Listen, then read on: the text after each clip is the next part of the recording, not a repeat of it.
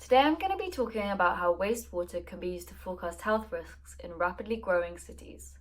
Cities are growing faster than ever before. By 2050, 66% of the world's population will live in urban areas, 90% of this being in Asia and Africa. Rapid urbanization brings new challenges and will test cities' resilience to issues concerning public and ecosystem health. One major risk is communicable disease outbreaks. This includes Ebola, Zika, and COVID-19. Outbreaks have clearly shown us that densely populated areas are at higher risk, especially those in low and middle-income countries. But how can we more effectively combat communicable diseases as cities get even bigger? One effective way is prediction and early warning. Recently, a team of researchers explored the development of an early warning system for public and environmental health issues. But what did they propose would be really effective to detect and predict health risks? The answer might be unexpected. Wastewater.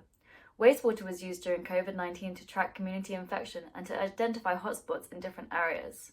But given how fast diseases can develop and change and the rate of urbanization, how could this idea of analyzing wastewater be used to make an adaptable prediction and warning system and work on a growing scale?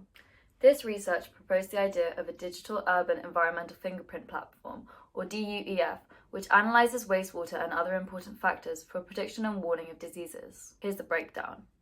Firstly, wastewater is used as a fingerprint. Our sewers don't just contain waste, they hold traces of everything we consume, get sick with, and are exposed to. This includes chemical markers such as medication residue, food additives and pollutants, and biological markers, viruses, bacteria, DNA fragments, and waste products based on stress, diet, or illness. This then undergoes sampling and analysis. DUEF is strategic in its sampling, collecting at key locations.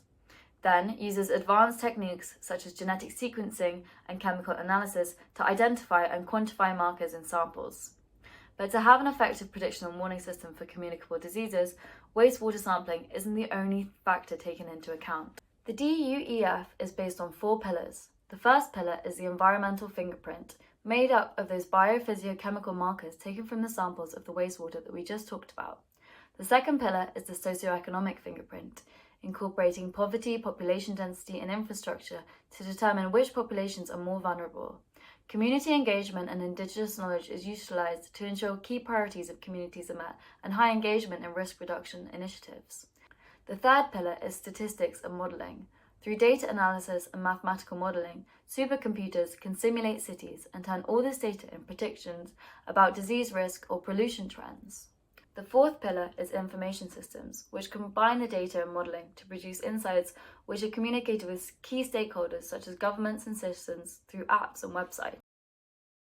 The DUEF system could be amazing for cities, mainly for early disease outbreak detection, but also to track pollution patterns, monitor public health, and guide interventions, which has incredibly significant societal and economic implications. The article stresses how DUEF could be really important in Africa, where urbanization is fastest, yet the needs are unique and varied depending on the country and city. Important issues here involve sanitation and the importance of water in managing infectious diseases and mitigating the impact of urbanization and pollution on environmental degradation and disease risk. The DUEF enhances an interdisciplinary, people-centered approach, which, along with the integration of the 4 pillars, is crucial to the system's flexibility. This makes the DUEF system incredibly novel in water-based epidemiology, which has thus far required multi-level and longitudinal data collection. As the system is in the early stages of development, there are some limitations, including methodological limitations, ensuring both the frequency of sampling captures rapid changes and that locations are genuinely representative without localized bias. Modelling limitations involving data needs, where establishing accurate, normal baselines is harder in places with less health surveillance history. Computing power, complex city simulations demand high-end tech and expertise, potentially limiting use where resources are constrained, and other ethical and practical limitations.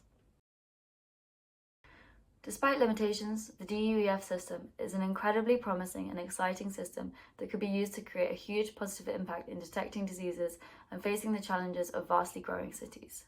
I'm excited to see how wastewater is used for prediction and monitoring of diseases in growing cities in the future.